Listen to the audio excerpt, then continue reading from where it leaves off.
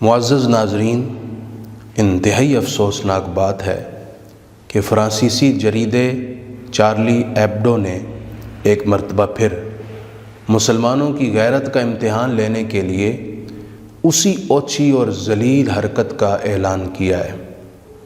آزادی صحافت یا آزادی اظہار کے نام پر پیغمبر اعظم رحمت عالمین صلی اللہ علیہ وآلہ وسلم کے گستاخانہ خاکوں کی اشاعت کا ناپاک اعلان۔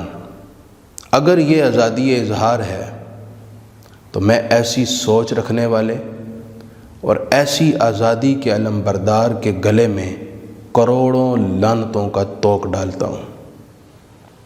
مغرب کا یہی وہ طرز عمل ہے جس کی وجہ سے مسلمانوں کے دل میں ان کے لیے بڑی تیزی سے نفرت پیدا ہو رہی ہے۔ پوری دنیا کے گماشتے یہ کان کھول کر سن لیں، ہمارے نزدیک ہم مسلمانوں کے ہاں پوری دنیا کی ہر نعمت حتیٰ کہ ہمارے جانوں سے بڑھ کر ہمارے نبی کی عزت اور حرمت ہے، اور یہ ہمارا کہنا نہیں ہے، ہماری پاک اور لاریب کتاب میں ہمارے رب کا فرمان ہے۔ سورہ توبہ کی آیت نمبر 24 میں ارشاد فرمایا، قُلْ إِنْ كَانَ آبَاؤُكُمْ وَأَبْنَاؤُكُمْ وَإِخْوَانُكُمْ وَأَزْوَاجُكُمْ وَعَشِيرَتُكُمْ وَأَمْوَالٌ اقْتَرَفْتُمُوهَا وَتِجَارَةٌ تَخْشَوْنَ كَسَادَهَا وَمَسَاكِنُ تَرْضَوْنَهَا أَحَبَّ إِلَيْكُم مِّنَ اللَّهِ وَرَسُولِهِ وَجِهَادٍ فِي سَبِيلِهِ فَتَرَبَّصُوا حَتَّى يَأْتِيَ اللَّهُ بِأَمْرِهِ وَاللَّهُ لَا يَهْدِي الْقَوْمَ الْفَاسِقِينَ۔ مسلمان کے نزدیک عزت و حرمت مصطفیٰ پر کٹ مرنا ایمان کا حصہ ہے۔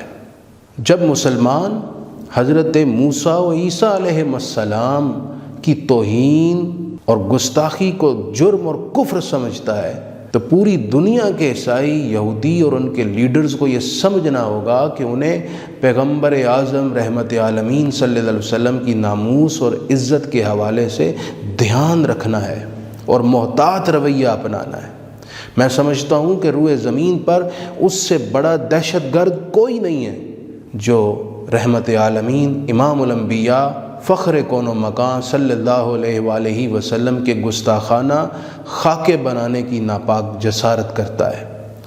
اس سے بڑھ کر موذی اور امن عالم کے لیے خطرہ کوئی نہیں ہے جو ایسی ناپاک جسارت کر کے دنیا کے 1.5 ارب مسلمانوں کے دلوں کو اذیت دے کر انہیں اشتعال دلائے۔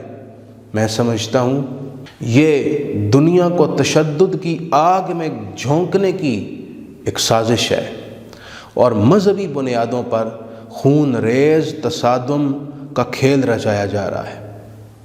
اس سے قبل جب اس طرح کی جسارتیں کی گئیں تو پاکستان، ترکی، ملیشیا اور چند ایک اسلامی ممالک کے علاوہ اکثر اسلامی ممالک کے حکمران بے حسی کی نیند سوئے رہے اور اپنی عیاشی میں بد مست رہے۔ اور افسوس کی بات یہ ہے کہ مسلمانوں کی صفوں میں ایسے میل اور فیمیل اینکرز بھی ہیں جو اپنی ذات کے لیے، اپنی عزت کے لیے، اپنے کاروبار کے لیے تو بہت بولتے ہیں، ناموس رسالت کے لیے اور حرمت رسول کے دفاع میں ان کی زبان سے ایک کلمہ تک نہیں نکلتا۔ خیر، ایسے اینکرز، ایسے سیاستدانوں اور ایسے لیڈروں سے ہمیں کوئی توقع بھی نہیں ہے۔ یہ تو نصیب کی بات ہے، اللہ جسے چاہتا ہے اسے اس مقدس فریضے پر کردار ادا کرنے کی توفیق عطا فرماتا ہے۔ پاکستان کی قومی اسمبلی نے اس سے قبل گستاخانہ خاکوں کے خلاف بڑا مؤثر کردار ادا کیا اور جناب عمران خان صاحب نے اقوام متحدہ میں مسلمانوں کی ترجمانی کا حق ادا کیا۔ ہم توقع رکھتے ہیں اور مطالبہ بھی کرتے ہیں، اب بھی وقت آ پہنچا ہے کہ آپ اپنا کردار پیش کریں اور بھرپور کردار پیش کریں۔ فرانسیسی صدر سے رابطہ کیا جائے، ان سے اس جریدے پر بین کا مطالبہ کیا جائے اور ذمہ داروں کے خلاف سزا کا مطالبہ کیا جائے۔ اقوام متحدہ سے رابطہ کر کے اس ایشو کا ادراک کروایا جائے اور مسلم ممالک کے حکمرانوں کے سوئے ہوئے ضمیروں کو جگانے کے لیے ان کو بھی اس حساس مسئلے کا ادراک کروانے کی کوشش کی جائے۔